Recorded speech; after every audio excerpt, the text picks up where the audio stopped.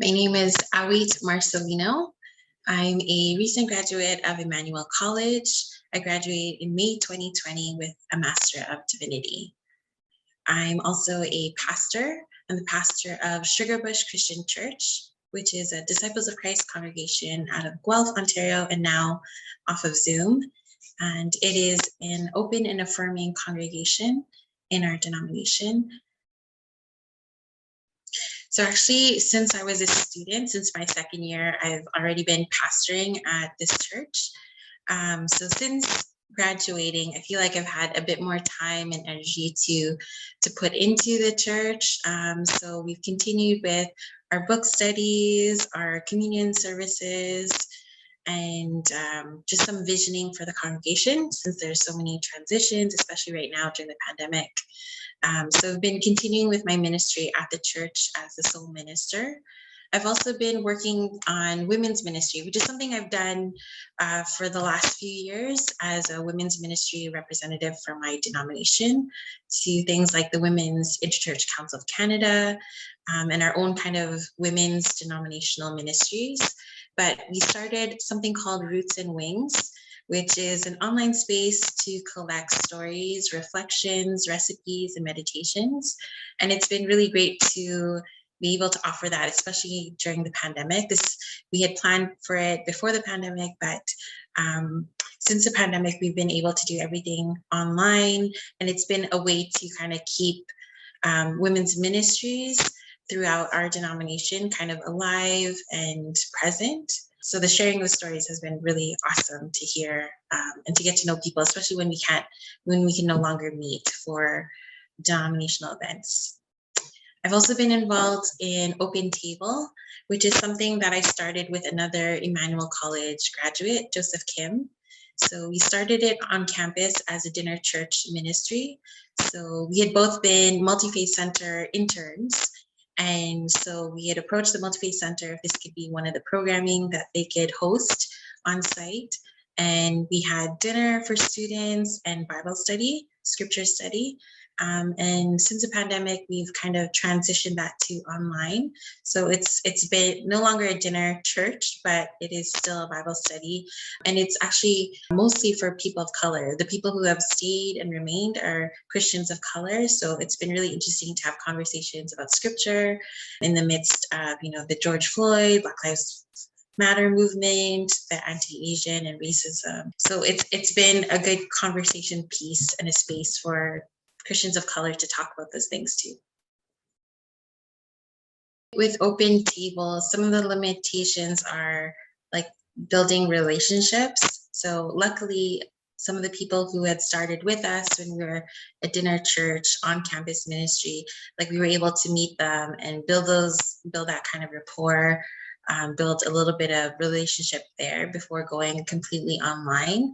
But I think for those who have just joined us online, they don't have that same sense of maybe community that we had forged because we were literally having meals together. And I feel like that is a real building block in relationship is, having breaking bread together.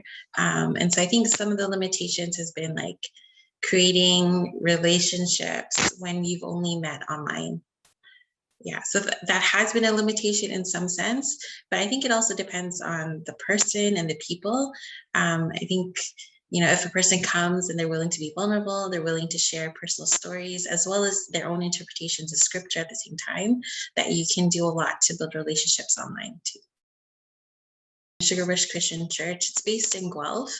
But I feel like over the years, people had moved away from Guelph. So we have people in neighboring communities. So we have folks from Cambridge and Breslau and Fergus. And it just sometimes it was no longer convenient for people to drive into Guelph for church. And I myself don't live in the community. So I was commuting all the time. Something that the pandemic has done is really shined a light on accessibility and staying connected to people despite distance. And so we actually have a former congregation member who's serving at like a group home in Jamaica. And we'd never maybe put in the energy to stay connected and to have her kind of be part of our weekly services, but because of the pandemic, we were thinking about technology. And so we've been able to stay connected with a former member who is now serving in Jamaica, and with people who are living outside of Guelph. We've been able to invite family and friends from the GTA who would never drive into Guelph, but are now able to like plug in and to log on. So I feel like in a way it's made us more aware of staying connected with people who are not local and living in and around our church. And it's also kind of broadened and kind of pushed out the walls of the church to beyond just one local community. So we're a small congregation, and before the pandemic, people would come in. We'd have, a few people coming every week to our activities, and giving was just kind of sporadic. It's like if you forgot your checkbook, you forgot your checkbook. But since going online, we've also really encouraged people to donate online rather than kind of drop off things. So it's actually kind of increased our offerings. This kind of transition to going online, having services online, there's like an convenience of it. And we've had people become monthly givers. So it's very bizarre. But we've also, we have people in our congregation, their work has been disrupted, they have less hours, they've been laid off. And so it's this mixed bag. But overall, like, people have continued to be generous and to support the ministry.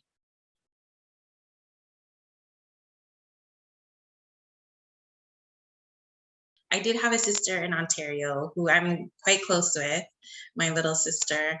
And I knew I wanted to do like a United Church seminary, just because our denomination, the Christian Church Disciples of Christ in Canada, is now in full communion with the United Church of Canada. So it was always going to be United Church seminary. And I was just thinking of where to go. I was looking for a more liberal, progressive type of education and experience. And I was also very, very much interested in the multi-faith aspect of the school. My partner is Indian and Zoroastrian. I'm Filipino Christian. And so that's part of my lived reality, is this living between faiths and in between faiths and cultures. And Emmanuel College offered that.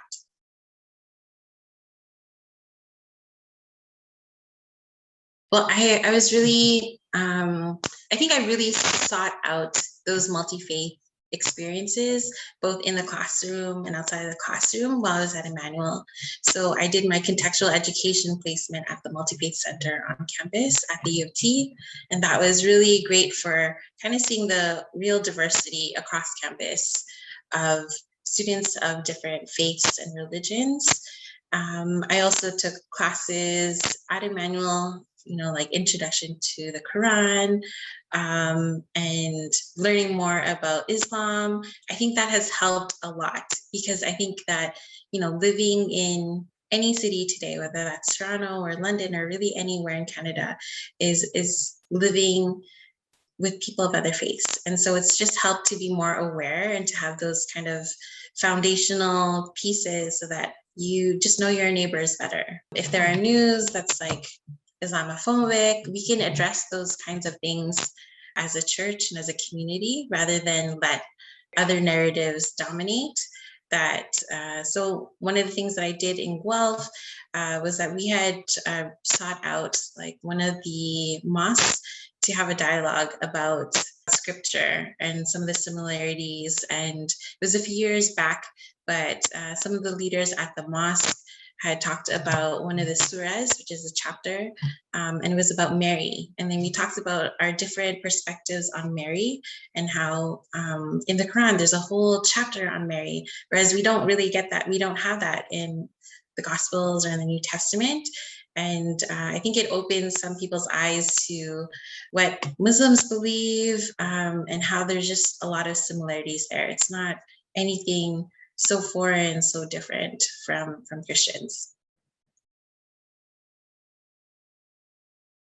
So during my years at Emmanuel, I was part of the ECSS, the Student Society, and that's working closely with students from other streams, other programs, and other faiths. And so I think it was just a really great way to to work with, get to know other students, because sometimes when you're in your stream, unless you specifically take courses outside of it, you're not really meeting other students of faith. And so this is a way that we could work together on student life and activities and events. So I think it's been great to just get to know other people and work with them, and to really have that kind of collaborative work environment. And I think that lends well for ministers and faith leaders who want to have that in their own kind of like vocation moving forward, is you have this experience of working well with other people on projects and really seeing yourself as one community. And I think that's really key.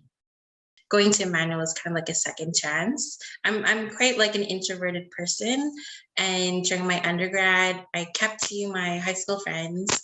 I didn't make any new friends, and I kind of just like did my program, graduated, and that was it. And I didn't have that university experience. And so coming into Emmanuel, I was like really interested and intentional about like doing things differently. So I wanted to be part of the community. And so I feel like one of the real gifts of Emmanuel is like you do have this excellent education. You have awesome professors and staff, and friendly faces and great students, but you also have the community. But I think it is incumbent on, and the onus is on students to really be part of it. So to be part of the worship team, to be part of ECSS, and I feel like you can get a whole lot more than a seminary education, but you get the whole experience and when you're part of the community.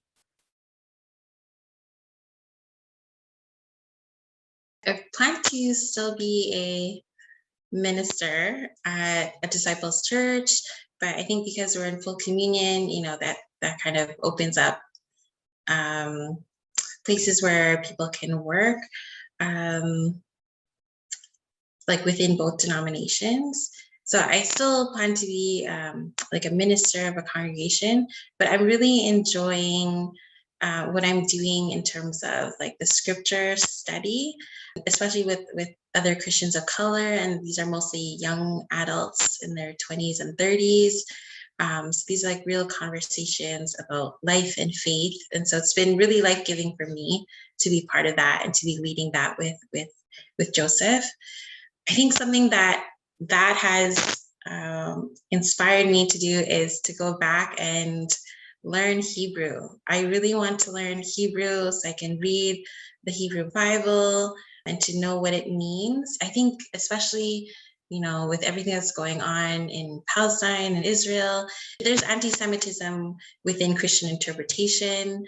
There's a need to kind of go back to what it says, to know what it said in that day, but also then to interpret what it means for us today. And so I do want to go back and learn one of the biblical languages, just so that there's maybe on my part a more accurate interpretation that I can bring to it. So some of my plans, I guess, are to go back to school and to go deeper into scripture studies and languages. But I still want to continue working in groups.